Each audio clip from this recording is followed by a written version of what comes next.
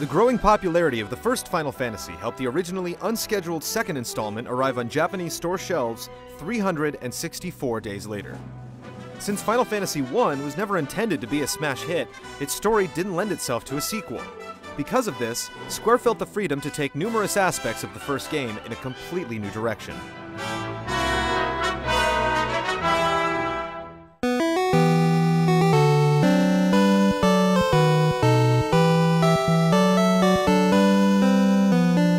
Final Fantasy II was released in Japan on December 17, 1988. Sakaguchi, Amano, and Uematsu were back on board for the sequel, as well as several members from the original development team. The story began with 4 youngsters fleeing the forces of the Emperor of Palamecia, who had attacked their hometown of Fynn and killed their parents. While there was no prophecy that said they were destined to destroy evil and save their world, the heroes eventually became a humble warrior, a cautious mage, a simple-minded monk, and a morally conflicted Dark Knight. But unlike Final Fantasy I, there was no opportunity to upgrade these classes. For the first time, they were ingrained into their characters. They also didn't level up like their predecessors.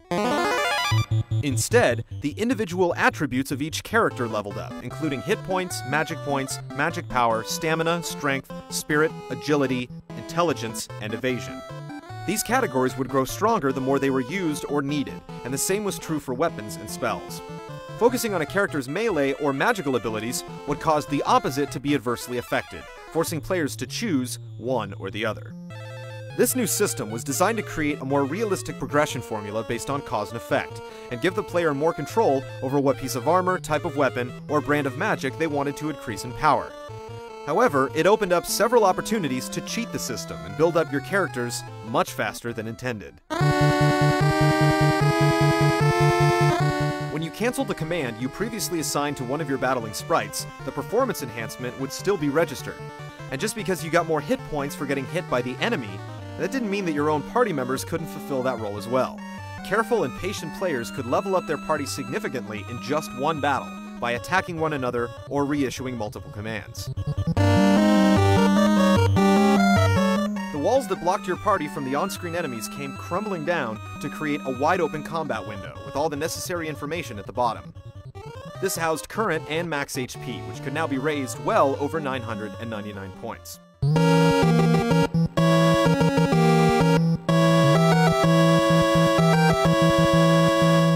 Final Fantasy II also fashioned a new style of questing and story progression, which involved memorizing key terms from NPC dialogues that would be brought up in later conversations.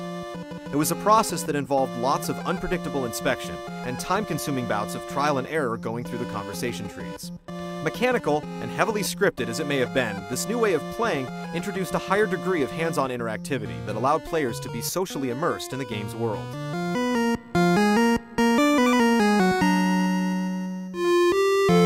The fresh but flawed experience method and question-answer plot progression were just 2 of many additions to the sequel. While these didn't return in later games, the following developments became standards within the franchise. Final Fantasy II was the first time you could fight with less than 4 members in your party, and have characters come and go throughout the story, including the White Wizard Minwu, the passive General Gordon, the family man/pugilist Joseph, the spunky pirate Leela, and the wyvern-wielding Ricard, the Last Dragoon. Boat and airship rides began on a predetermined path, until you were able to control each craft by yourself, and you were no longer required to dock boats at harbors to reach the mainland. Added to the fleet in the second game was the Snowmobile, a 3-wheeled sailing vessel that allowed you to cross an epic mass of ice. If they were lucky enough, players could stumble upon a stable hidden in a forest, housing a familiar Final Fantasy staple, the Chocobo. It was Final Fantasy II that introduced the world to these beaked companions that helped players cross the continent faster with 0 enemy encounters.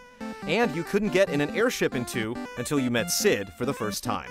Players would bump into this pilot/scientist/engineer/explorer many times in the years to come, as his namesake continued throughout the main series and beyond. Cid taxied you around the map and eventually gave you his pride and joy to use at your leisure.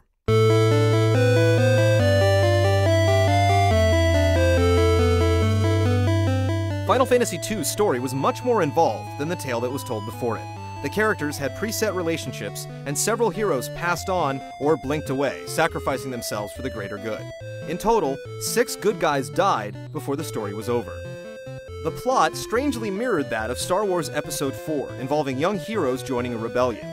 The Empire imposed its will using a giant metal ship, with a distraught princess tucked inside.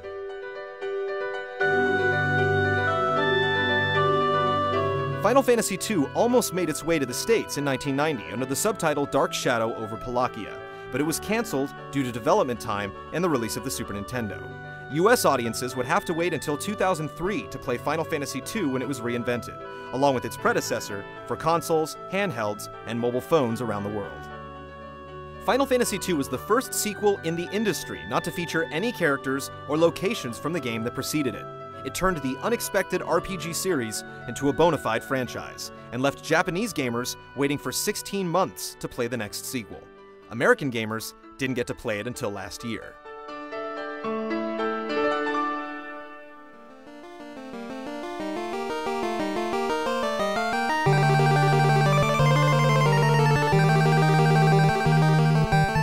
Final Fantasy III was released in Japan on April 27, 1990, and was once again forged by the team that created the series. It began with an earthquake opening up a hidden cavern entrance on a floating island near the village of Ur. 4 orphaned youngsters disguised as Onion Knights left their guardian in search of the altar cave. Within it, they discovered the Wind Crystal. The crystal bestowed upon them jobs, a Final Fantasy tradition. Instead of choosing one class or having the story do it for you, FF3 let you switch between multiple professions, including newcomers Archer, Scholar, Geomancer, Viking, Magic Knight, Bard, and Sage. All carried specific weapons and armor, and more were unlocked when each new crystal was found. Each job had its own special skill, and Final Fantasy III opened up a new space in your battle menu to include it.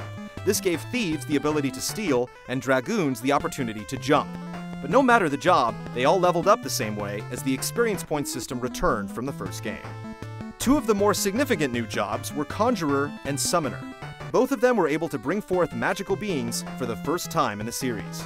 These summons, like Odin, Ramu, Shiva, Ifrit, Titan, and Leviathan, could be purchased in stores or obtained by defeating the powerful creatures themselves. They played no role in the actual storyline, but their additional firepower was definitely welcome. Just as the second chapter introduced chocobos, the third forced you to meet Moogles, cute, fuzzy little bat-winged bear monsters that guarded the reclusive wizard Doga. The Moogle would become a series staple, selling you magic, fighting alongside your party, and keeping your online house in order. To lighten up the early game's inventory limitations, 3 fed their bird runners a little too much grain and produced fat chocobos, plump creatures that could swallow items and transport heavy loads across the map.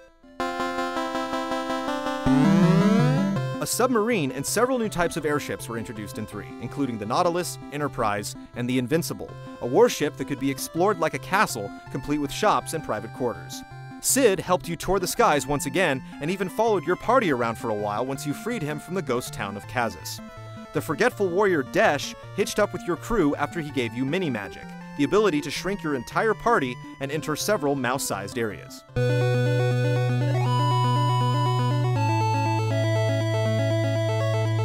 The story placed the 4 orphaned heroes in an eternal struggle between the forces of light and darkness. When one was disrupted, the other would call on 4 warriors to reset the fragile equilibrium.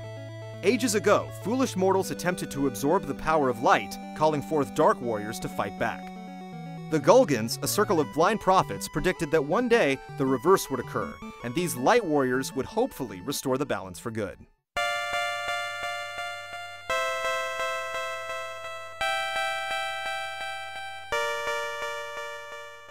These events came to pass thanks to a spiteful mage named Zand, a pupil of the wizard Noah, and a sentient being called the Cloud of Darkness, a hive mind of evil that aimed to tip the world off kilter while an unstoppable void consumed it. Final Fantasy III was unfortunately shadowed by the release of 6 in America 4 years later. The 6th installment was renamed 3 as it was the 3rd Final Fantasy released in the US. This almost erased all knowledge in the States of the 3rd Famicom game, and meant we wouldn't get our hands on it until it was ported to the Nintendo DS 16 years later.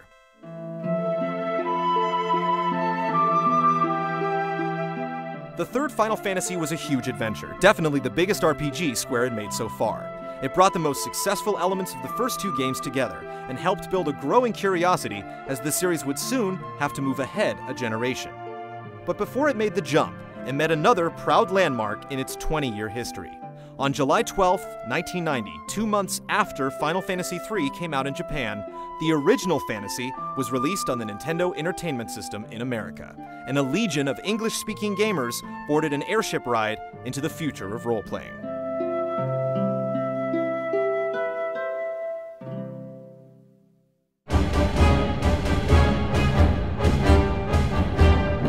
Join us next week for the third installment in our 13-part Final Fantasy Retrospective.